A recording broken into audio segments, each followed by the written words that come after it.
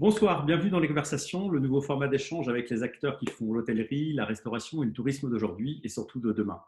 Organisé par Singularité HFT et le magazine Hotel Lodge. Chaque mardi et jeudi à 18h, 30 minutes de conversation pour partager et donner des clés concrètes pour sortir de la crise et construire une économie touristique résiliente, prospère et à impact positif. Je suis Laurent Beaulieu, fondateur de Singularité HFT. Pour ce neuvième opus, j'ai la joie d'être en compagnie de Xavier Antonios, président de la société de gestion indépendante 1, 2, 3 IM. Bonsoir Xavier. Bonsoir Laurent, ça va? Très bien, et toi? Écoute, pas trop mal, on va pas se plaindre, comme on dit. Bon, merci d'avoir accepté de participer à cette série de conversations. Ton angle et ton point de vue vont être assez intéressants. J'ai une première question qui est devenue un petit Mhm. rituel dans ces conversations, c'est comment vas-tu, tes proches et ainsi que tes équipes? Écoute, ce que je te disais, pas trop mal, hein, même si c'est des choses qu'on a du mal à dire en ce moment, dire que ça va bien, parce qu'il y a beaucoup de gens qui vont pas bien et ça va pas s'améliorer. Mais côté 1, 2, 3e, j'estime avoir beaucoup de chance parce que je suis en bonne santé, parce que toutes les équipes d'un 2, 3e sont en bonne santé. Et j'estime avoir beaucoup de chance parce que on est encore en activité du côté d'un 2, 3e. Voilà, tout à l'heure, bien évidemment, le secteur de l'hôtellerie.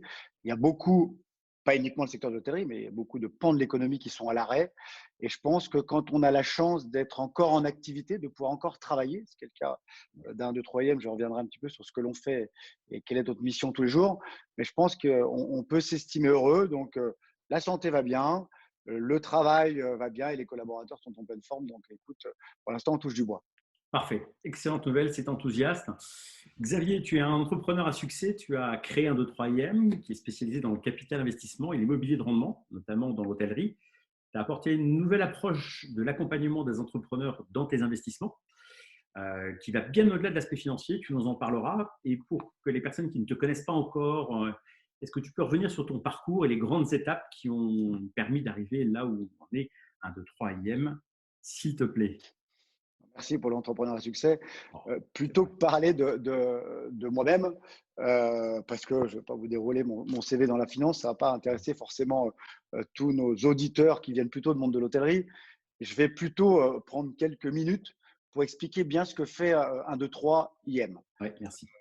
Tu l'as cité, on fait du capital investissement, c'est un fonds d'investissement. Ça peut être des mots un peu barbares pour le grand public et même pour des professionnels de l'hôtellerie. On fait un métier, donc on fait de la finance, effectivement, on fait du financement. Et j'aime à dire qu'on fait le plus beau métier de la finance. J'ai une chance, je l'évoquais tout à l'heure, d'être en bonne santé dans ma activité. J'ai une autre chance, c'est de faire le plus beau métier du monde. Ce métier qui permet à des entrepreneurs et des entrepreneuses de réaliser leurs rêves. Notre métier, c'est de financer, de détecter, de financer des entrepreneurs français dans leurs projets de création, de développement d'entreprise. Donc, c'est un métier qu'on a commencé il y a une vingtaine d'années, début des années 2000. Donc là, on l'évoquera aussi, c'est notre troisième crise, hein, puisqu'on a vécu la crise de 2002, la crise de 2008 et maintenant la crise du Covid 2019. Donc voilà, on est un peu plus aguerri, un peu plus armé, un peu plus expérimenté pour affronter cette nouvelle crise. Mais donc un métier extraordinaire depuis 20 ans qui consiste qui est un métier extraordinaire parce que tous les jours, notre métier consiste à rencontrer des entrepreneurs Ouais. qui sont des gens qui ont une pêche extraordinaire, qui viennent chaque fois nous voir avec un projet fou, incroyable, bourré de dynamisme et qui nous transmettent ce dynamisme. Donc tous les jours, on est sous perfusion de nos entrepreneurs qui viennent nous voir en disant voilà, j'ai une idée géniale, j'ai pensé à un truc, je veux développer mon entreprise et voilà le projet que j'ai. Et notre métier, alors, il n'est pas simple hein, parce qu'on en voit beaucoup des entrepreneurs et contrairement à ce qu'on pense, on laisse souvent penser que la France n'est pas un métier d'entrepreneur. La France est une terre fertile entrepreneur. Il y a énormément, énormément de projets qui poussent, qui arrivent tous les jours. Notre métier est assez difficile parce qu'on n'a pas cash illimité. Hein.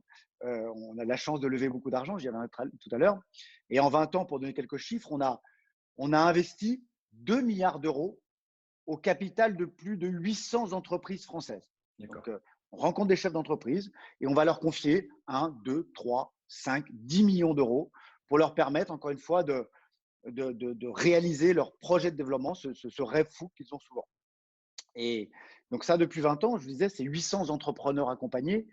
Et on fera un focus, bien évidemment, sur l'hôtellerie, sur le tourisme, Évidemment. l'hôtellerie de plein air. Mais un 2 3e, ce n'est pas que de l'hôtellerie. En 20 ans, c'est beaucoup, beaucoup d'autres secteurs. On a commencé par financer de la technologie. Pour vous donner deux exemples qui viennent comme ça. Un, notre plus belle success story, c'est Criteo, qui fait de Hmm, retargeting, du reciblage publicitaire. Criteo, qui est une connu. formidable aventure. Jean-Baptiste Rudel, qui est un entrepreneur hors norme, incroyable, qui est une des plus belles success stories de ces 20 dernières années dans la technologie en France. Très beau On a succès. eu la chance de le financer en 2005, introduit en Nasdaq en 2013, 80 fois notre investissement réalisé. Une histoire extraordinaire. Dernièrement, on est investi dans les scooters électriques en libre service dans Paris, CityScoot, voilà, qui Ouais, sera un bon bien. moyen, quand on sortira du déconfinement, de ne pas prendre les transports en commun.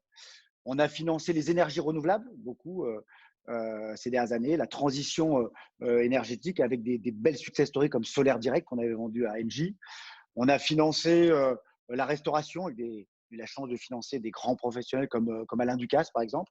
On est actuellement dans les restaurants La Folie Douce, voilà, des belles aventures qui parlent à nos auditeurs. Clair. On a financé, on l'évoquera tout à l'heure aussi, la santé, le sport. On est beaucoup investi dans les EHPAD. Dernièrement, dans le sport, notamment une très belle société qu'on a vendue à Decathlon qui s'appelle Alltrix, qui vend du matériel sportif Très bien. online. Donc, 800 entreprises dans différents secteurs, financées depuis ces 20 dernières années, en fonds propres et en quasi-fonds propres. Ça, c'est important parce que je disais qu'on fait de la bonne finance, on ne fait pas du prêt, on n'est pas des banquiers, hein. Le banquier, il prête si vous gagnez déjà de l'argent. Il prend assez peu de risques puisqu'en général, il y a des garanties, des nantissements, et c'est lui qui, en cas de problème, récupère le cash en premier. Nous, on est des vrais associés du chef d'entreprise. Et s'il gagne, on gagne. S'il perd, on perd. Donc, on est dans la même galère, dans la même aventure, je préfère dire. Et donc, voilà, vraiment en action, sous différentes formes, tout type d'entreprise. Et je reviendrai tout à l'heure plus spécifiquement peut-être sur le marché de l'hôtellerie. Merci, c'est très clair, ça donne vraiment une vision du panorama d'investissement que tu fais et ça permet, j'imagine, de croiser aussi les expériences entre les secteurs d'activité. Question de maturité, quand on a fait Criteo et qu'on bascule dans Alltrix, probablement il y a des convergences en tout cas d'expertise, donc c'est très intéressant. Évidemment, dans les discussions qu'on a eues et dans tout ce que j'ai lu, il y a quelque chose qui te tient à cœur, c'est aussi la façon dont tu accompagnes. Tu dis bien que non, on n'est pas des banquiers, on accompagne, on est avec, que ça soit gagnant ou perdant si j'ose dire, mais en tout cas voilà, partie prenante complètement du projet. Et je crois que tu as une vision assez spécifique de la façon dont ton métier, et toi particulièrement avec le fonds, vous accompagnez les entrepreneurs. Et je crois que sur ce point-là, il y a un sujet à creuser, ça, pour rassurer ou en tout cas expliquer de façon plus claire quel est le rôle de 1, 2, 3 IM. Quand vous apportez des fonds, vous n'apportez pas que des fonds, vous êtes aussi là avec l'expertise du conseil, de la réassurance, pour réaliser un rêve, mais aussi le réaliser dans de bonnes conditions. Je crois que c'est un point assez significatif de cette interview.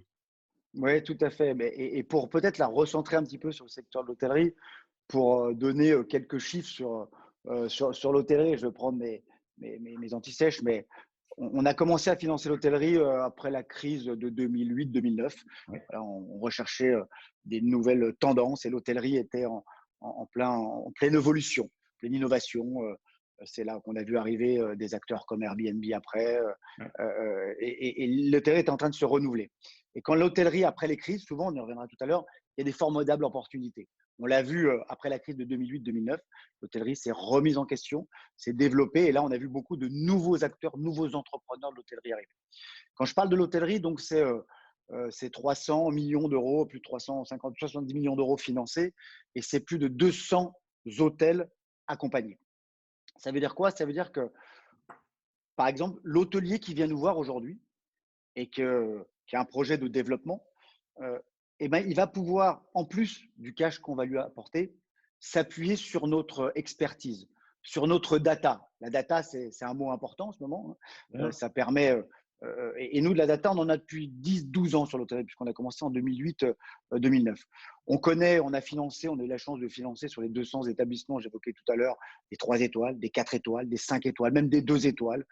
Beaucoup d'hôteliers sous franchise, des indépendants, mer, montagne, Paris, province, à l'étranger.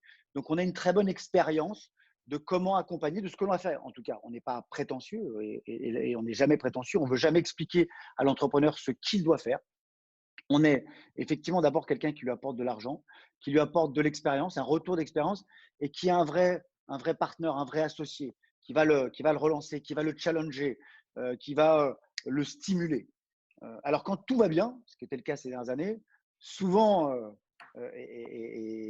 voilà, et peut-être à tort, souvent les entrepreneurs nous voient comme un guichet financiers. Ils viennent chez nous chercher le financement qu'ils n'ont pas auprès des réseaux bancaires, puisque nous, on apporte les fonds propres dans le montage des opérations, hein. On prend un risque en capital, c'est important.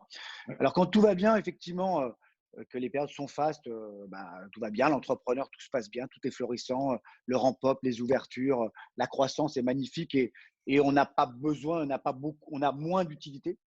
Et c'est effectivement dans ces périodes difficiles, on le voit depuis quelques semaines, quelques mois maintenant, on arrive à la fin de ce confinement, que notre rôle reprend tout son intérêt. On constate, et les entrepreneurs constatent, qu'on est l'épaule sur laquelle ils peuvent s'appuyer. On est le grand frère qui allons donner les bons conseils, qui allons partager les bons conseils entre les différents entrepreneurs. Aujourd'hui, ce qui est terrible, il y a beaucoup, 70% de l'hôtellerie française, ce sont des indépendants. Et ce qu'il ne faut pas en période de crise, c'est rester isolé. Rester tout seul dans son coin, essayer de réfléchir tout seul. Ce qu'il faut, c'est réfléchir à plusieurs. Donc, soit on a des contacts. J'écoutais le brillant Jean-Philippe Cartier, effectivement, l'autre jour sous votre antenne. Je l'ai entendu à maintes fois, à maintes reprises dire j'ai eu des amis hôteliers, j'ai eu des amis. Voilà, c'est quelqu'un qui connaît du monde, qui est curieux. Je le connais très bien personnellement et qui a cette bonne démarche d'aller se renseigner, d'aller ouvrir, donner ses bons conseils et prendre des bons conseils des autres entrepreneurs. Et nous, ce que l'on fait quand on a un fonds d'investissement, on cumule ces différentes fonctions. On apporte du cash, on peut remettre du cash, ça c'est important. Aujourd'hui, tous les opérateurs, on a encore 170 hôtels en portefeuille. On travaille encore avec une trentaine d'opérateurs en France. On les a aidés dans le passé, on les aide aujourd'hui, on les aide concrètement à reconstruire leur business plan, à aller chercher des nouveaux crédits, à aller chercher ces moratoires, à aller chercher ces PGE, ces prêts garantis par l'État. On est une caution importante pour les banques, puisque l'hôtelier ne vient pas tout seul, il vient avec un investisseur financier qui a les reins solides et qui a les moyens de continuer à accompagner cet opérateur dans les phases d'expansion, mais aussi dans les phases difficiles. Parce qu'aujourd'hui, même si le gouvernement fait un travail extraordinaire et il y a une abondance de mesures, notamment encore une fois, pour repousser des échéances de crédit ou pour obtenir des nouveaux crédits, un jour ou l'autre, il faudra réinvestir des fonds propres.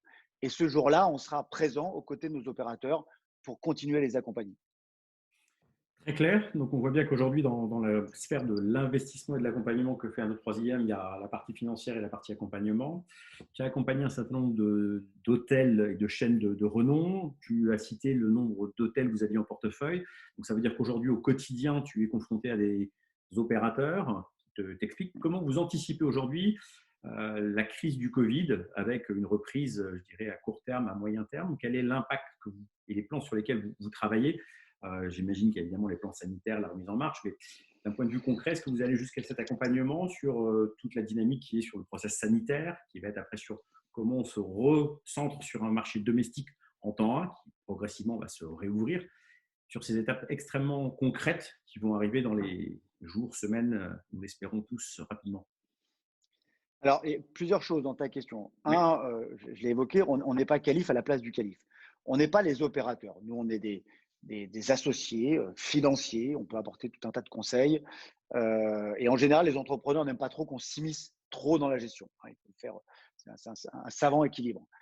Pour revenir sur cette crise du Covid, déjà un petit mot, parce qu'il faut le dire, je suis extrêmement impressionné par mes entrepreneurs du portefeuille du ouais, secteur de l'hôtellerie.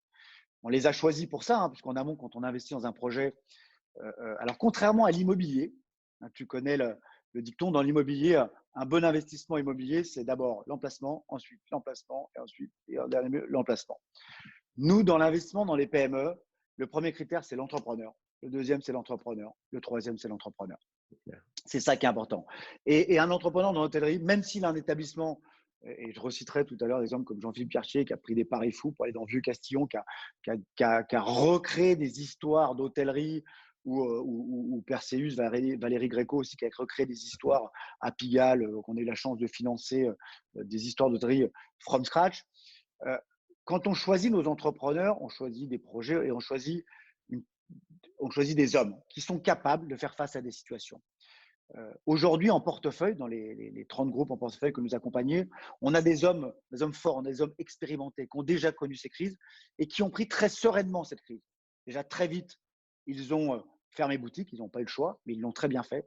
Très vite, ils ont préservé leur cash. Ça, on les a accompagnés, je l'évoquais tout à l'heure, on les a aidés à préserver leur cash, voilà, à couper les dépenses, à aller chercher toutes les mesures et les aides de l'État qui étaient disponibles. Effectivement, et aujourd'hui, avec eux, on reconstruit l'avenir. C'est assez délicat parce qu'à l'heure où on se parle, voilà, on n'a pas encore de vision très claire de quand est-ce qu'on va pouvoir rouvrir. Est-ce que les frontières ouvriront? Est-ce que même en dehors du département des 100 kilomètres, on pourra se déplacer en vacances? Il y aura pas un reconfinement? Est-ce qu'on pourra se déplacer? Est-ce que nous, Parisiens, on pourra aller dans le reste de la France? Donc ça, on n'en est pas encore sûr. Ce qui est sûr, c'est que nos opérateurs, les opérateurs hôteliers, ces entrepreneurs ont très vite réagi, ont été très efficaces parce qu'ils sont expérimentés. Pour beaucoup, ils ont du cash de côté, donc ils ont de quoi voir venir. Et voilà, là, ils envisagent l'avenir, on l'envisage avec eux. Ils sont en train, effectivement, il y a tout un tas de protocoles sanitaires qui sont mis en place. Alors, ils ne vont pas tous s'appliquer, ils ne vont pas être tous aussi faciles à s'appliquer les uns que les autres parce que pour un hôtel d'affaires 2, 3 étoiles, La même chose que pour. voilà, ça sera moins gênant d'avoir des plexiglas à l'accueil, de fermer le restaurant, des spas, il n'y en a pas, d'avoir des masques et du personnel avec des masques partout. C'est plus gênant sur des hôtels d'expérience, des hôtels 4, 5 étoiles, des hôtels de luxe où la piscine sera probablement fermée, le spa sera fermé, où toute l'expérience que l'on vit normalement sera fortement gâchée par toutes ces mesures sanitaires. Donc tout ça, ils en prennent mesure. Tout le monde n'a pas la même stratégie d'investissement. Certains décideront peut-être de ne pas ouvrir cette saison d'été en fonction, encore une fois, des dispositions. Hein. On sait d'ores et déjà qu'il n'y aura quasiment pas d'étrangers.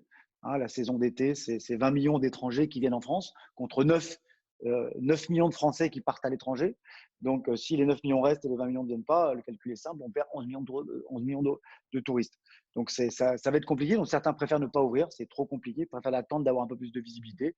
Mais tous les autres voilà, sont en plein dedans, œuvrent en ce moment, ont commencé à remettre du monde au travail parce que voilà, l'ouverture, c'est dans 2, 3 semaines, un mois, et on s'y prépare maintenant. Donc, une vraie volonté de redémarrer, une vraie volonté d'en découdre.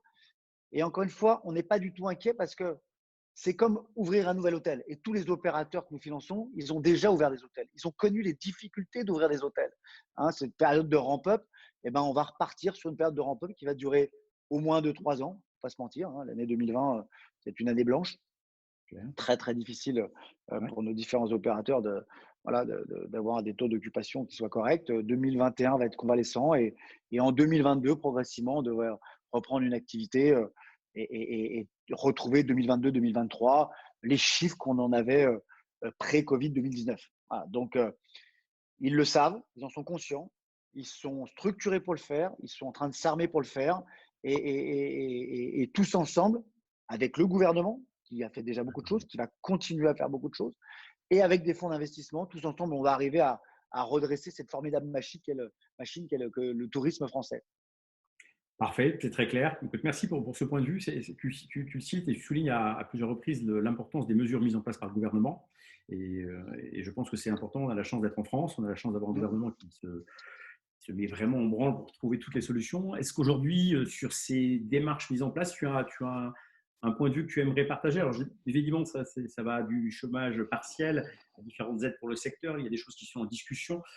Est-ce que de ton expérience ou des échanges que tu as avec les différents opérateurs, il y a une ou deux mesures qui te paraissent vraiment symboliques et qui sont dans cette dynamique de repartir et d'aider du coup les entrepreneurs à relancer leur activité de la façon la plus précautionneuse évidemment possible, mais que tout le monde soit dans une dynamique assez rapidement constructive? Alors non, ce qu'on peut dire sur le sujet, c'est se féliciter de la réactivité du gouvernement et de tout ce qui a été fait, particulièrement en France. Hein. On dit parfois que l'État français est trop généreux, mais c'est peut-être lui qui permettra au tourisme et aux entrepreneurs français de mieux s'en sortir. Donc aujourd'hui, ce qui est important, effectivement, c'est préserver les emplois et c'est accompagner le redémarrage. Donc tout ce qui a été fait est extraordinaire. Est-ce qu'on pouvait faire plus? On peut toujours faire plus, mais bon, à un moment, il y a un équilibre avec les finances publiques. Donc, il y a eu déjà beaucoup, le chômage partiel, le report d'un certain nombre d'échéances, l'annulation pour le tourisme d'un certain nombre d'échéances fiscales et sociales. Qu'est-ce que l'on peut dire? On peut dire ce que demande la profession hein, et pour bien évidemment la soutenir et l'accompagner dans cette démarche auprès du gouvernement. Il faut qu'il y ait une sortie progressive, un accompagnement de la reprise. Et cet accompagnement va se faire par. Il ne faut pas qu'il y ait un arrêt brutal du chômage partiel. Enfin, un chômage partiel qui perdure progressivement et qui s'étale et qui accompagne le ramp-up. Et il faut effectivement évoquer une annulation de charges, un allègement, annulation de charges sur 2020 des charges sociales, en l'occurrence, un certain nombre de charges fiscales, encore une fois, pour aider et accompagner cette reprise que vont subir les hôteliers, les restaurateurs, le tourisme en général, parce que tout va repartir en un jour. Ça va être long, on le sait, mais je pense que le gouvernement en a pris conscience. Bruno Le Maire, notamment, et les différents ministres en ont pris conscience. Voilà, la France est un grand pays de tourisme. On a des entrepreneurs de qualité, il va falloir les soutenir. On a beaucoup fait, mais d'autres choses vont arriver, j'en suis persuadé, c'est dans les cartons.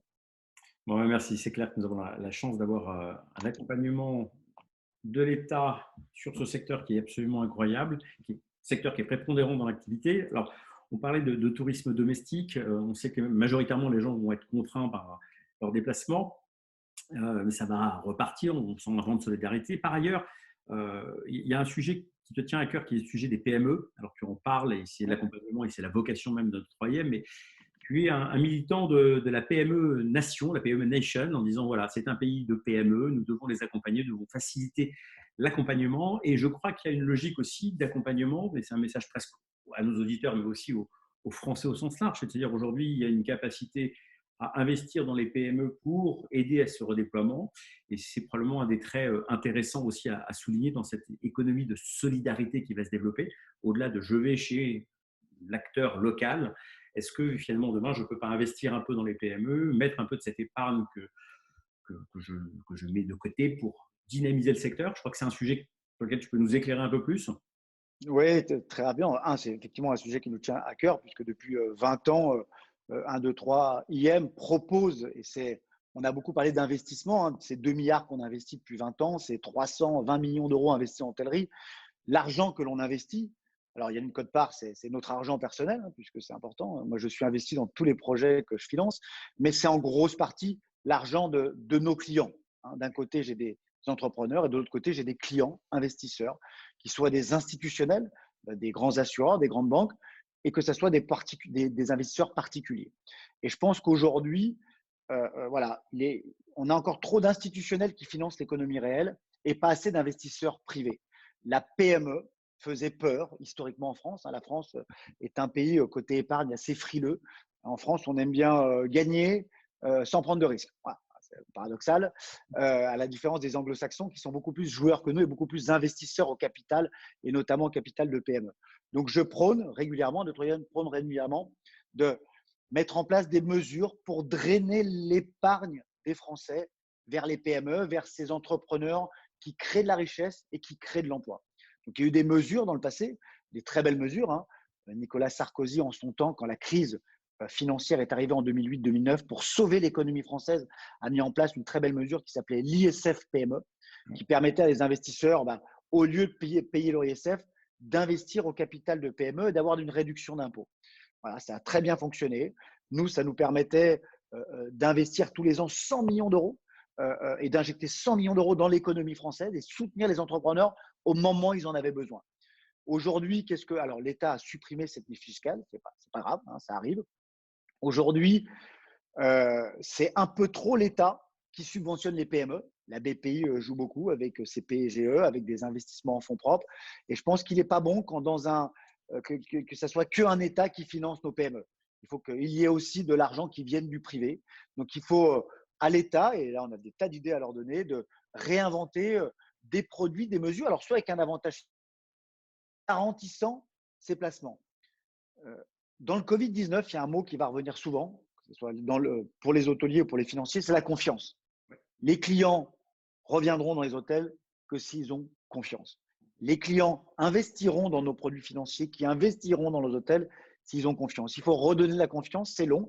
Un des moyens de redonner la confiance, peut-être pour l'État, c'est de dire si vous investissez comme ils le font avec le prêt garanti par l'État, hein, les banques prêtent aux entrepreneurs et il y a une garantie de l'État derrière. Pourquoi pas demain garantir nos placements financiers, c'est-à-dire que nous, on va investir dans l'hôtellerie via des investisseurs privés et cet argent sera garanti par l'État. Voilà des bonnes mesures. Mais effectivement, je pense que globalement, il est très sain que ce soit les épargnants français qui puissent investir dans cette économie réelle. Pardon. Très clair. Quand on s'est vu, qu'on a discuté de cette première conversation, il y a un point qui m'avait marqué, c'était le fait que tu insistais sur le fait que cette crise de Covid, en fait, n'allait pas changer votre façon d'opérer et vos investissements et la façon dont vous interveniez dans vos projets. Tu me parlais de long terme, et je crois que c'est important de passer aussi ce message-là sur le fait que des financiers ou des gens qui accompagnent des entrepreneurs sont là sur un temps long, ils ne sont pas là que sur un temps court, quasiment d'opportunisme. Et je crois qu'avec le propos que tu viens de dérouler juste avant sur le fait qu'il faut redonner confiance, c'est justement là où on est dans un moment où à la fois les investisseurs d'avant et peut-être de demain doivent être en confiance. Comment vous analysez ça chez vous et comment tu dis que finalement cette confiance que vous avez accordée dans un temps long sera peut-être un élément déclencheur pour séduire d'autres personnes et prolonger cette démarche extrêmement importante de donner le temps aux investisseurs, aux opérateurs, aux entrepreneurs de se mettre en place et de relancer la machine, ce qui va nécessairement arriver. Effectivement, tu as raison de le souligner. Dans d'autres métiers, pour ceux qui le connaissent, est assez facile à appréhender. Pour les autres, on est effectivement un investisseur de long terme, moyen terme, long terme. On n'est pas là pour faire un coup. On n'investit jamais, on confie jamais 1, 2, 3 millions d'euros à un groupe hôtelier pour qu'il nous les rende l'année d'après. Hein, on sait qu'un projet d'entreprise, ça prend du temps. Il faut créer, il faut construire, il faut rénover, il faut lancer, il faut imaginer. Et ça, c'est des périodes d'investissement de 3, 4, 5 ans. Quand ça va mal, comme c'est le cas aujourd'hui, quand on va avoir une année blanche sur 2020, quand 2021 va être convalescent, eh ben, notre métier, c'est aussi de savoir dire, on se donnera 2 ans de plus. On se donnera 2 ans de plus pour avoir le temps de retrouver nos chiffres pré-Covid. Donc, on ne va pas vous demander, vous, groupe hôtelier, de nous rendre l'argent. On est des associés. Notre objectif est de sortir au bon moment, quand tout le monde est content, quand tout le monde a gagné de l'argent. Donc, on sera capable, effectivement, non seulement de décaler, nous aussi, nos échéances de sortie, hein, mais aussi, encore une fois, de réinjecter. Et pour répondre à une question que tu évoquais, euh, est-ce que ce Covid a changé notre perception des choses par rapport à l'hôtellerie? Bien évidemment, non. Nous sommes toujours très investisseurs sur cette classe d'actifs. Nous croyons beaucoup au tourisme, à la France et à l'hôtellerie, et nous allons continuer à investir dans cette classe d'actifs. Continuer à soutenir les entrepreneurs qu'on a en portefeuille, mais aussi continuer à saisir les opportunités qu'il va y avoir dans le futur, puisqu'il va y avoir forcément des opportunités dans le futur, parce que le monde de l'hôtellerie sera différent, il sera plus impact, plus de proximité, il sera plus éco-responsable, parce que quand il y a une période de crise, c'est là où les mauvais disparaissent, tous ceux qui ne faisaient pas l'effort, qui ne s'étaient pas réinventés. Il va y avoir malheureusement des morts, hein, sur le secteur, comme dans tous les autres secteurs économiques, mais ceux qui auront l'agnac, ceux qui auront du talent, de l'imagination, et ceux qui voudront bien être soutenus par des fonds, pourront saisir des nouvelles opportunités, notamment, je pense, les indépendants face aux grands groupes ou face à des acteurs comme Airbnb. Il y aura des choses à les saisir. Merci. Donc effectivement, un investissement de plus en tout cas soutenu et maintenu sur la partie touristique. Je sais aussi que du coup sur la partie prospective, tu l'évoques un peu, toute crise amenant une nécessité d'évolution, on va faire du darwinisme, mais finalement, c'est pas les plus forts qui resteront, mais les plus capables de s'adapter. Et il y a des grandes tendances, si on, sans faire de théorie ou d'anticipation trop forte. Il y a quand même, est-ce que tu dégages, toi, quelques tendances de l'hospitalité qui, demain, seront des facteurs clés de succès ou de résilience? Tu parlais effectivement des circuits courts, en tout cas du côté éthique et bio. Est-ce qu'il y a d'autres facteurs où tu te dis, ça, c'est vraiment important et ce seront des sujets qui vont être préemptés par les bons entrepreneurs demain et donc, potentiellement, vous accompagnerez?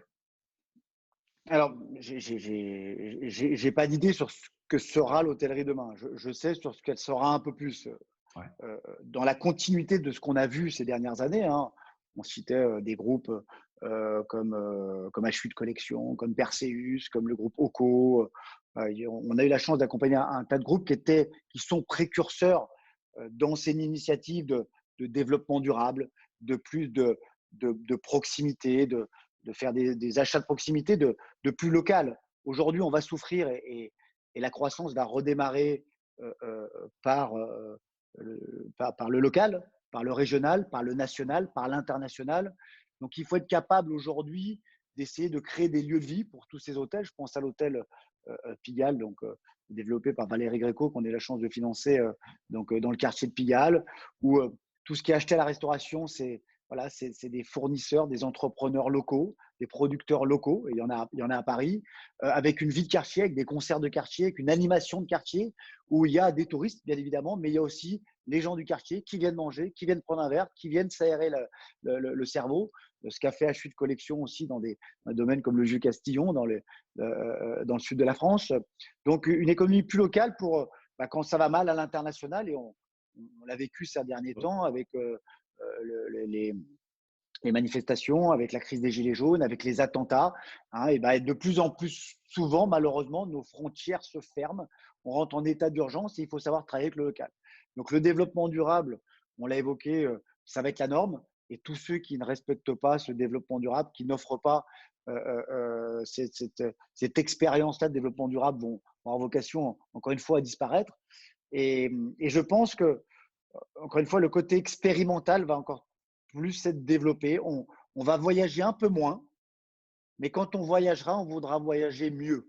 On va aller voilà, on sera capable d'investir un peu plus et on attendra en retour une expérience un peu plus forte. Donc, le digital forcément va se développer. Donc, sans donner de grandes tendances, voilà, il y a un certain nombre de groupes assez pointus ces dernières années qui se sont fait une place aujourd'hui en hôtellerie parce qu'ils étaient différenciants.